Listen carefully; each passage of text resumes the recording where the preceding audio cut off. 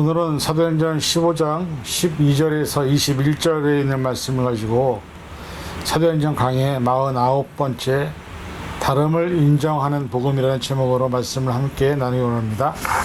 먼저 말씀을 묵묵하겠습니다. 온 무리가 가만히 있어 바나바와 바울이 하나님께서 자기들로 말미암아 이방인 중에서 행하신 표적과 기사에 관하여 말하는 것을 들었더니 말을 마치며 야고보가 대답하여 이르되 형제들아 내 말을 들으라. 하나님이 처음으로 이방인 중에서 자기 이름을 위할 백성을 취하시려고 그들을 돌보신 것을 시므온이 말하였으니 선지자들의 말씀이 이와 같이 일치하도다 기록된 바 이후에 내가 돌아와서 다윗의 무너진 장막을 다시 지으며 또 그 허물어진 것을 다시 지어 일으키리니 이는 그 남은 사람들과 내 이름으로 일컬음을 받는 모든 이방인들로 주를 찾게 하려 함이라 하셨으니 즉 예로부터 이것을 알게 하시는 주의 말씀이라 함과 같으니라.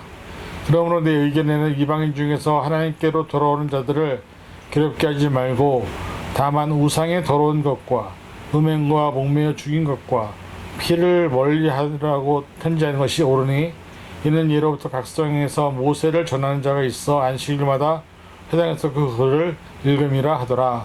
아멘. 그러겠습니다. 우리는 모두가 다 다른 존재이고 다른 환경에서 살아온 존재들입니다. 그러나 하나님은 우리를 교회로 부르시고 교회 안에서 한 지체가 되기 위하여 어떻게 할 것인지를 말씀해주고 있습니다. 서로가 다름을 인정하지 못할 때 그 안에서는 분쟁과 시기와 다툼과 또 여러 가지 많은 문제가 일어나는 것을 우리는 많이 보게 됩니다. 복음은 다름을 인정하는 것입니다. 오늘 이 시간 말씀을 통해서 우리가 서로 다르지만 예수님 안에서 하나님을 다시 한번 깨닫게 도와주시고 우리가 서로 다르지만 우리 모두가 하나님의 자녀라는 사실 앞에서 하나님이 원하시고 바라시는 뜻이 무엇인지를 깨달을 수 있는 시간 되게 하여 주옵소서. 감사드리며 예수님의 이름으로 간절히 기도하옵나이다. 아멘. 오늘 본문에 있는 말씀을 보면 바나바 바울이 그동안 있었던 일들을 사람들에게 이야기합니다. 그리고 그 후에 야고보가 이제 그 모든 것들을 정리하는 그런 내용들이 나오고 있습니다. 사도행전 15장 11절부터 21절은 예루살렘 공회에서 바나바 바울이 하나님이 이방인들의 행하신 일들을 보고하고 있습니다. 그리고 야고보가 선지자들의 이야기와 일치한다는 점을 이방인들에게 율법 준수를 강요하지 말고 우상의 더러운 것과 음행과 목매어 죽인 것과 피를 멀리할 것을 권면하는 내용이 담겨져 있습니다.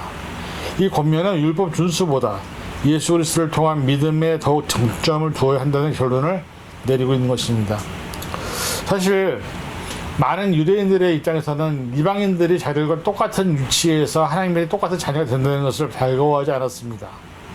그래서 그들에게 율법의 준수를 강요를 했고 율법을 지키지 않을 때는 그들이 우리와 똑같을 수 없다는 것을 전제 조건을 두었는데 문제는 사도들이 계속 거기에 대해 반박을 하면서 하나님의 뜻은 하나님의 원함은 하나님이 이방인들로 우리에게 똑같은 성경을 주신 것은 바로 하나님이 이방인들을 자녀들로 또 자신이 구원의 백성으로 삼으신다는 그것을 말하고 있었기 때문에 사실 그 사건 앞에서 유대인들의 입장에서는 그것을 받아들이기가 쉽지 않았습니다. 근데 이 말에 대해서 베드로가 사실은 바나바 바울에 대한 지원 설교를 하게 됩니다. 그리고 결국은 예루살렘 공회는 이 정도의 논의에서 끝낼 수 있다면 좋겠지만 여전히 베드로의 진술, 바울의 일행의 증언만으로는 할례파의 주장을 완전히 뒤엎을 수 없는 뭔가 부족한 점이 있었던 것이었습니다. 그래서 이 안디옥교에서 있었던 이방인들과의 어떤 여러 가지 사역들, 그다음에 하나님의 임하신 기적들, 놀라운 일들을 유대인들이 받아들이기에는 참을 부족이었던 것을 보게 됩니다. 그다음에 우리가 그 당시 시대적 상황을 살펴보면 이 공회라는 성격이 회의를 주재하는 의장이 있기 때문에 의장의 최종적인 요약 및 정리도 필요한 상황이었습니다. 그래서 지금까지 논의된 것을 중심으로 공회의 의장인 야고보가 13절에서부터 형제들아 내 말을 들으라 하면서 그동안의 논의를 요약하고 정리하는 것을 보게 되는 것이죠. 그래서 14절부터 시몬 베드로가 고넬료를 만났던 사건을 들어서 하나님이 처음으로 이방인 중에서 자기들의 이름을 위할 백성을 취하셨다고 그들을 돌보셨다고 얘기를 합니다. 그래서 사실은 이런 부분들이 야고보가 의장이었던 그 공회에서는 대단히 큰 파급 효과를 갖고 있었던 것이죠. 그 다음에 16절과 17절에서 야고보 아모스 9장 11절 12절을 인용하면서 그날에 내가 다윗의 무너진 장막을 일으키고 그것의 틈을 막으며 그 허물어진 것을 일으켜 예전과 같이 세우고 그들이 에돔의 남은 자와 내 이름을 일컫는 만국을 기업을 얻게 하리라. 이 일을 행하시는 이는 여호와의 말씀이니라 하신 이 말씀을 다시 똑같이 이루려고 한다고 야고보가 이제 이야기하고 있습니다. 그래서 이런 것들을 보면서 오늘 이 야고보가 얘기하고 있는 내용들이 과연 무엇이며 또 그것을 통해서 우리가 깨달을 것은 무엇인지를 다시 한번 좀 되짚어 보고자 합니다. 사실 그 사이에 얘기했던 것 중에서 지난주에 봤었던 것을 보면 할례의 문제가 나왔습니다. 그런데 사실 이 야고보는 의장으로서 할례의 문제를 핵심의 논제로 삼지 않았습니다. 할례가 구원의 조건이냐 아니냐의 질문과 달리 이방인 중에서 하나님께 돌아오는 자들을 막거나 괴롭히지 말라고 야고보는 얘기하고 있는 것입니다. 그래서 유대주의들이 주장했던 할례에 대해서는 긍정도 부정도 하지 않았지만 할례가 틀렸다고 답하지도 않습니다. 그 대신에 하나님께 돌아오는 자들, 그가 이방인이든 이방인이 아니든 그들을 괴롭게 하지 말라고 얘기하고 있습니다.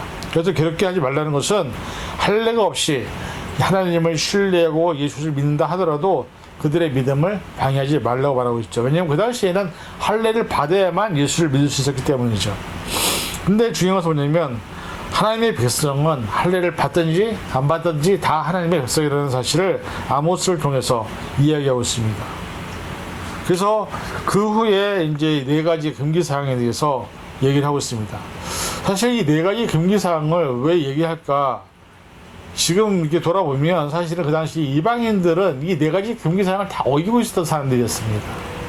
그러니 네 가지 금기 사항을 어기고 있는 그 율법주의에서 보면 이 사람들은 죄인들인데 근데 하나님께 돌아온다는 것에 대해서 이들이 그것을 반기할 리가 없었습니다. 근데 야고보는 그것에 대해서 이제 역설적으로 얘기하면서 하나님이 원하시는 것은 자신에게 돌아오는 모든 사람들, 비록 그들이 네 가지 금기사항을 어길지라도 그들이 하나님께 돌아온다고 한다면 하나님은 그들을 받아들일 것이다. 왜? 하나님은 모든 민족의 아버지이시고 모든 민족을 만드신 분이시고 또 모든 민족을 향해서 구원을 베푸신 분이기 때문에 사실은 우리가 이것에서 할례의 문제를 노열하거나 우리가 율법을 갖고 그들을 잣대를 뭐 정죄하거나 단죄하거나 이렇게 한다고 해서 하나님이 그들을 안 받지 않는다는 것이죠. 야고보의 주장은 그것입니다. 하나님에게 돌아오는 사람들은 비록 이 사람들이 죄를 지었다 하더라도 왜? 우리도 죄 지은 사람들이었고 우리 스스로도 하나님 앞에 돌아올 수 없는 사람들이었음에도 불구하고 예수 그리스도의 피로 말미암아 우리가 돌아왔기 때문에 그들이 죄를 지었다 할지라도 그들도 예수 그리스도의 피로 말미암아 회개하고 하나님께 돌아올 수 있는 자들이라는 것을 말하고 있습니다. 여러분 저는 이 말씀을 보면서 하나 느끼는 것이 뭐냐면 우리가 교회에서 많은 사람들이 서로 다르지 않습니까? 그래서 교회를 우리가 종합병원이라고 얘기합니다. 종합병원에는 병명이 다른 환자들이 다 많이 있습니다. 그런데 그들의 공통점이 뭔지 아십니까? 모두가 자기가 제일 아프다고 얘기합니다. 왜? 자기 자신에게 주어진 고통이, 자기 자신에게 주어진 아픔이 제일 힘들고 어렵기 때문이죠. 그런데 문제는 뭐냐면 하나님께서 원하시는 것은 그들의 아픔과 고통과 눈물과 여러 가지 문제가 있지만 하나님께 돌아오는 것에 대해서는 그들을 하나님께서는 기뻐하신다고 얘기하고 있습니다. 그래서 저와 여러분들이 하나님께 돌아왔을 때 하나님 기뻐하셨던 것처럼 이방인들 역시 그들이 죄를 지었다 할지라도 금기를 어겼다 할지라도 율법적으로 불합격하더라도 그들이 하나님께 돌아온다고 한다면 하나님 그들을 절대 거부하지 않으신다는 것을 말씀하고 있다는 것입니다. 복음의 전파에서 사실 우리 한국에서도 처음에 기독교에 들어왔을 때 이런 문제가 많이 부딪히지 않았습니까? 술, 담배의 문제. 특히 이제 농촌에서는 일을 하면서 술 먹고 또 이렇게 뭐 점심에 술을 항상 먹는 것이 일상화되어 있는데 선교사님들이 왔을 때는 그것이 볼 때는 하나님의 법보다는 정말 윤리적으로 옳지 않았고 그로 인해서 생긴 수많은 문제들이 생기기 때문에 사실 처음에 기독교가 들어왔을 때 또 우리가 갖고 있었던 무속시당이 있지 않습니까? 그런 것들 앞에서 사실 그 무속시당이 우상을 숭배하는 것과 똑같은 거기 때문에 금지를 시켰지만 사실은 그 문제가 지금도 사실 해결되지 않고 현대에도 현재 나타나고 있는 문제들입니다. 근데 내가 우상 숭배를 한다고 해서 그 사람이 만약에 예수를 정말 믿는다고 한다고 한다면 여러분들 그 사람을 교회를 안 데리고 올 겁니까? 사실 이것은 참 어려운 문제입니다. 그럼에도 불구하고 복음이 전파되는 곳에는 그런 사람들이 있다는 것이죠. 그리고 실질적으로 보면 저와 여러분들도 그런 사람이었습니다. 그런데 우리가 예수님을 믿게 되면서부터 점점점 변해가면서 지금의 우리 모습이 된 것이지 처음부터 예수님 이름을 듣자마자 변한 사람이 별로 없다는 것이죠. 그래서 이 이방인들의 복음을 전할 때는 예수 그리스도를 믿는 일, 그 다음에 할례를 받으며 모세율법을 지켜야 하는 이 문제들도 그들에게는 어려운 문제였지만은 중요한 것은 뭐냐면 그들이 정말로 원해서 하나님께로 돌아온다고 한다면 그들을 막거나 그들을 붙잡거나 그들을 막아서지 말라고 야고보는 말씀하고 있는 것입니다. 야고보가 이제 결론을 내립니다. 처음에 베드로가 등단해서 우리가 저희와 동일하게 주 예수 그리스도의 은혜로 구원받는 줄을 믿노라 하고 말했을 때 그 토의의 방향을 올바로 잡았습니다. 이것을 캐치한 야고보가 회장인 야고보가 이 모든 토론의 결론을 내게 됩니다. 야고보는 주님의 형제라는 표현을 씁니다. 주님의 형제. 예루살렘 교회의 지도적 위치에 있었던 부분에 대해서 야고보가 예수님의 동생이라는 사실, 중경공부받을 만한 성품, 타고난 능력과 지도적인 영향력에 대해서 아무도 의의를 제기하는 사람이 없었다는 것을 보아서 사실은 야고보는 교회의 지도자로서 거기에 서 있었습니다. 그런데 그 야고보가 백성들에게 설득시키는 것이 뭐냐면 다윗의 무너진 장막이 다시 회복될 것이다. 이 예언의 말씀을 우리에게 주셨고 지금 그 예언의 말씀이 실제로 이루어지고 있다라고 얘기하고 있습니다. 다윗의 왕위를 이어 다윗의 집에 영원한 왕이 되실 예수 그리스도의 왕권을 말씀하고 있습니다. 예수님은 다윗의 왕권을 가지고 그의 영광스러운 교회를 통해서 그의 백성들을 일으키실 것이다. 그 안에 유대인들도 있고 그 다음에 이방인들도 있고 수많은 땅끝에 있는 사람들까지도 있다고 얘기하고 있습니다. 그래서 야고보가 말하는 것이 뭡니까? 그들을 괴롭게 하지 말라. 하나님의 은혜로만 구원을 받아야 될 이방인들에게 할례라든지 어떤 율법이라든지 어떤 구원과 상관없는 어떤 것을 결부시킨다고 한다면 그들은 절대로 하나님께 돌아오지 않을 것이다. 여러분 한번 돌아보시기 바랍니다. 우리 교회 안에서도 예수님을 믿고자 해서 돌아온 사람도 있었습니다. 그런데 우리가 이거 해야 되고요, 이거 해야 되고, 이거 넘어서야 되고, 이거 패스해야 되고요, 이거 하지 않으면 우리 교회 멤버 될 수 없다고 제지하는 경우가 얼마나 많습니까? 그래서 혹 어느 교회는 새 그 교회 신자가 되기 위해서 몇십 주 동안 계속해서 교육을 받아서 그 교육 이수를 해야만 교회 회원 자격을 주는 교회들도 있습니다. 근데 그것을 받아들이지 못하고 결국 그것 때문에 뛰쳐나가는 사람들이 얼마나 많습니까? 그들이 그것을 배우러 온 게 아닙니다. 원래 그들은 예수님을 만나고 하나님을 알기 위해서 왔는데 예수님과 하나님을 알기 전에 먼저 그런 교리적인 부분, 성경적인 부분 이런 것들을 다 통과해야만 된다고 한다면 솔직히 저와 여러분들도 그 교육에 들어간다면 그것을 통과할 자격이 있을 수 있을까? 사실 저는 의문입니다. 근데 그들에게 뭐가 있었냐면 우상의 더러운 것과 음행과 목매어 죽인 것과 피해를 멀리하는 것, 이것이 그들에게 있었다는 것이죠. 이것을 구원의 조건은 아니지만은 그걸 통해서 그들이 구원과 머리를 수 있었기 때문에 이것을 안 하게끔 하는 것이 편지를 통해서 써야 될 부분이었고, 하나님의 교회에서 이방인들 간의 원망 교통을 위해서 어떤 규정을 볼 수 있는 것이 바로 네 가지 의견을 얘기하고 있습니다. 자, 우상의 더러운 것은 뭡니까? 우상의 재물을 먹지 말라는 것을 의미합니다. 이방인들은 우상의 재물과 접촉할 기회가 많이 있었습니다. 근데 우상의 재물에 관한 부분에서 양심적인 관한 것에서 바울도 얘기를 하죠. 내가 우상의 음식을 먹을 수 있습니다. 그러나 나는 사람들에게 본이 되기 위해서 먹지 않는다 얘기를 하죠. 그러니까 음식은 그냥 음식일 뿐입니다. 지금도 기독교인과 제사를 드린 사람들이 사이에서 일어나는 분쟁의 소지가 바로 이것입니다. 제사 음식을 먹어야 되느냐 말아야 되느냐.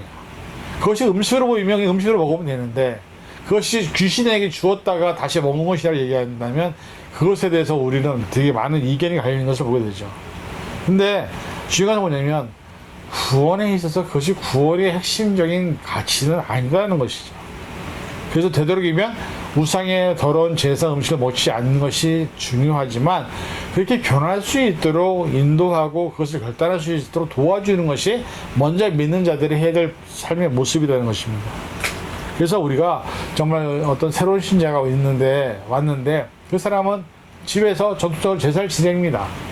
제사 무조건 지내지 마라, 절하지 마라, 은사 먹지 말라 이렇게 얘기하면 그 거부감에 교회를 떠날 수도 있기 때문에, 사실은 우리가 지혜롭게 그 사람들을 잘 인도해서 하나님을 만날 수 있게끔, 예수님을 만날 수 있게끔 하는 것이 더 중요하다는 것을 야고보는 얘기하고 있습니다. 그 다음에 음행을 그만하고 얘기하죠. 그 당시 우상숭배를 하는 그 신적인 행위 안에서 음행이 되게 많았습니다. 근데 중요한 건 뭐냐면, 그것조차도 예수님의 복음 안에서는 그렇게 했던 사람들이 할지라도 돌아올 수 있다는 것이죠. 여러분, 우리가 교회에서 다니면서 믿음을 가진 사람들의 이야기를 들어보면 그들의 믿음이 가지기 전에 그 삶을 돌아보세요. 한번 얼마나 더하고 추악한지 모릅니다. 근데 그것이 그들의 문제뿐만 아니라 우리도 그랬었습니다. 근데 문제가 뭐냐면, 우리가 그렇게 된 사람이었지만 이제는 예수님 믿어서 변화되었다는 것이죠. 성화되었다는 것이죠. 그럼 그들도 변화될 수 있고 성화될 수 있다는 것인데, 그 기간이 솔직히 한번 생각해 보세요. 여러분 지금 믿음을 가지기까지 몇 년 걸렸습니까? 저는 제 믿음이 이 정도까지 올 때까지 51년 걸렸습니다. 그런데 그 사람들이 1년, 2년 다녔다고 변화된다? 그래서 기대하는 것은 너무 성급한 일이지 않습니까? 그래서 많은 목회자들이 교회 성장에 있어서 성도들에게 너무 급하게 빠른 성장을 요청하고 뭔가 빨리 변하지 않으면 안 되는 것처럼 얘기하는데, 목회자도 목회자가 되는 때까지 그 수많은 연단과 또 그 힘든 과정을 겪어야만 목회자가 될 수 있었던 것처럼, 저와 여러분들도 그런 과정과 그런 상황이 있을 때에야 그 사람들이 그런 과정을 거치는 것을 돌봐주고 봐주고 기도해주고 기다려줄 때 그들이 그 변화를 통해서 진정한 예수님의 제자가 될 수 있다는 것을 깨달아야 될 줄 믿습니다. 그 다음에 세 번째가 목매어 죽인 것을 멀리하라고 말합니다. 짐승이 목매어 죽인 일을 이방인들은 많이 먹었습니다. 그래서 피를 빼지 않고 먹는 일은 율법에서 성경에서 금지하고 있었기 때문이죠. 근데 여러분, 한국에서 예전에 보신탕이 있었지 않았습니까? 보신탕 먹었던 사람들을 저도 예전에 먹어봤는데, 그 보신탕 다 목매어 죽입니다. 근데 그것을 우리가 또 맛있다 먹죠. 그러니까 우리도 사실 여기에서 자유롭지 못하다는 것이죠. 야고보는 이렇게 얘기합니다. 이방인 중에서 하나님께 돌아오는 사람들을, 분명히 그들에게는 우리가 눈에 보이는 잘못된 모습도 있을 것이고 우상숭배도 있을 것이고 또 아직까지 정화되지 못한 모습이 있겠지만은, 그들이 돌아오고자 할 때는 그들을 받아들여라. 하나님의 자녀가 된다고 하니 얼마나 고마운 일이냐, 하나님의 자녀가 된다고 하니 얼마나 반가운 일이냐, 그들을 끌어안고 그들과 함께 변행하라. 이것이 교회가 해야 될 일이라고 말씀하고 있습니다. 내가 무엇이 이렇게 깨끗해서 남을 비판합니까? 성경에서 보면 그런 말씀 있죠. 남의 눈에 있는 티끌을 바라보면서 내 눈에 속에 있는 들보는 보지 못하다 말하는 거예요. 내 속에도 큰 잘못이 있는데 지금 유튜브나 뭐 어디 보면요, 다 남들 비판이 바쁩니다. 그렇게 비판하는 사람들은 정말 깨끗할까요? 저는 그 생각이 듭니다. 성경에서 바울은 뭐라고 말하냐면, 이 세상에 의인은 하나 없다고 말합니다. 하나도 없습니다. 모두가 죄인입니다. 근데 죄인이 죄인을 판단하고 비판하고 있습니다. 이게 과연 옳은 것일까? 어느 목회자가 하나님 앞에서 깨끗한 목회자가 있겠습니까? 어떤 시장인이 하나님 앞에서 의로운 자가 있겠습니까? 근데 우리들은 남의 비판을 좋아한다는 것이죠. 예수 믿는다는 것이 정말로 어떻게 보면 그것을 참아내고 견뎌내고 이겨내는 것인데, 그 과정이, 그 상황이 대단히 어렵고 힘들다는 것을 우리는 알아야 됩니다. 그러나 문제는 뭐냐면, 그렇게 되기까지 우리는 기다려주고 함께 해주고 그들과 함께 기도해주는 동역자가 될 때 그들이 하나님의 은혜로 변화된다는 것을 깨달으시기를 바랍니다. 하나님의 은혜로 돌아오는 것, 그것은요 정말 귀한 것입니다. 하나님이 가장 원하시는 것은 이 세상에 그 어떤 것보다도 하나님이 한 영혼이 하나님께로 돌아오기를 가장 원하고 있다는 사실을 우리는 깨달아야 됩니다. 그래서 오늘 이 시간에 저와 여러분이 이제는 좀 새로운 교회가 되었으면 좋겠습니다. 여러분에게 누구나 함께 할 수 있는 교회, 누구든지 들어올 수 있는 교회, 누구나 하나님의 자녀가 될 수 있는 교회, 그런 교회가 세상에 과연 있을까? 저는 그 생각을 해봅니다. 저와 여러분의 교회로서 하나님의 부르심을 받은 자로서 우리가 복음을 증거하는 자로서 서로 다름을 인정하고 상대방을 받아들이고 그 영혼들을 예수님 품으로 인도할 수 있는 그런 아름다운 모습이 되어서 하나님께서 원하시는 아름다운 교회 모습이 될 수 있기를 주님의 이름으로 간절히 축원을 드립니다. 기도하겠습니다. 사랑해 주님, 우리의 잣대로 우리의 또 믿음의 척도를 가지고서 우리는 다른 사람들을 판단하고 정죄합니다. 그러나 우리도 그런 판단과 정죄를 할 자격이 없는 사람들임을 고백합니다. 하나님께 돌아오고자 하는 모든 사람들은 다 잘못된 모습이 있습니다. 그러나 그들이 변화될 때까지 기다리고 변화를 통해서 성숙되어서 믿음이 변해갈 때 그들의 은혜를 받아서 하나님의 자녀가 되는 것임을 다시 한번 깨닫사오니 주여 저희들이 교회로서 하나님께 돌아오는 자들을 막는 자가 아니라 오히려 환영하고 받아들이고 그들과 함께 변해가는 하나님의 진정한 자녀를 될 수 있도록 붙잡아 주옵소서. 서로의 다름을 인정하며 함께 살아갈 수 있는 믿음의 시민들 될 수 있도록 붙잡아 주옵소서. 모든 것 감사드리며 예수님의 이름으로 간절히 기도하옵나이다. 아멘.